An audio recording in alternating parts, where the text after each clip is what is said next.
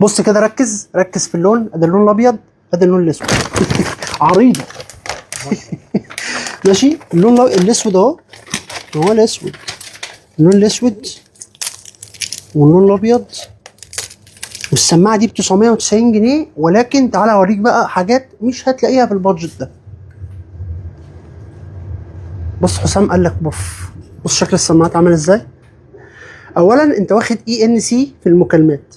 اول حاجه السماعات دي البلوتوث بتاعها 5.4، مفيش حاجه فيها تردد البلوتوث العالي دوت، ودي حاجه كويسه جدا في الجيمنج وفي لو انت معاك اسات وايفونات عاليه وكلام من ده، هتلاقي اداء الموسيقى جامد جدا. ماشي. بتشتغل معاك 42 ساعه 10 دقايق تشغلك لفتره حوالي 6 ساعات. عندك ANC وENC وحاجه اسمها داول ايكولايزر في السماعات. ماشي. طبعا انا حابب اوريك الديزاين بتاع اللون الابيض.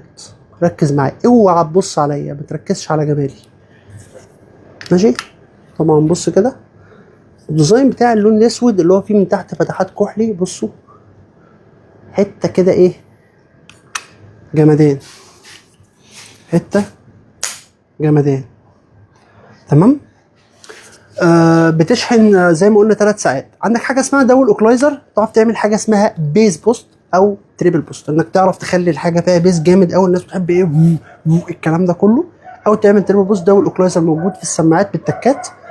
تاني حاجه طبعا انت عندك حاجه اسمها ANC، ده في وضع بتاع الترانسبيرنت والديب، ان انت ممكن تخلي ANC هنا هتلاقي على العلبه موجود ANC، ده خاص بالموسيقى، عزل الموسيقى. ايه عزل الموسيقى؟ انا راجل ANC في ناس انا واحد من الناس بستخدمه وما بسمعش اغاني، بحط السماعات في ودني، انا جاي راكب قطر، راكب ميكروباص، مش عارف ايه، مش عايز اسمع الهيصه اللي انا قاعد في الشغل، في اصوات عاليه في الشغل، هتروح حاططها في ودانك وتشغل ANC، هتلاقيه راح ايه، عزلك عن كل الهم اللي حواليك ده، ما انت سامع حاجه. انا ما بكلمكش على موسيقى، بكلمك على تقنيه بتخلي الضوضاء اللي حواليك ما تسمعهاش.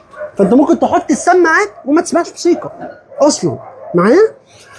ولكن انت عندك حاجه اسمها تواضع، حاجه اسمها ديب، غير الديب في ترانسبيرنت لما حد بيجي يتكلم قدامك يبدا يظهر صوته كده كانه بيكلمك، بيجيبه لك. فده فيما يخص الموسيقى. طبعا فيما يخص المايكات عندك ANC 4 مايكات، ده المايك ممتاز جدا جدا جدا، وقلنا بتقعد معاك 42 ساعه وديزاين حلو ب 990 جنيه. كل المتوافر كميه قليله الحقها زي ما بيقولوا. ماشي. يعني احنا عندنا كرتونتين ثلاث كراتين فيها، يعني لا يتعدى 300 حته. ماشي. 990 جنيه. المنتج ده يستحق الفلوس دي، ودي صفقه ليك يا صديقي.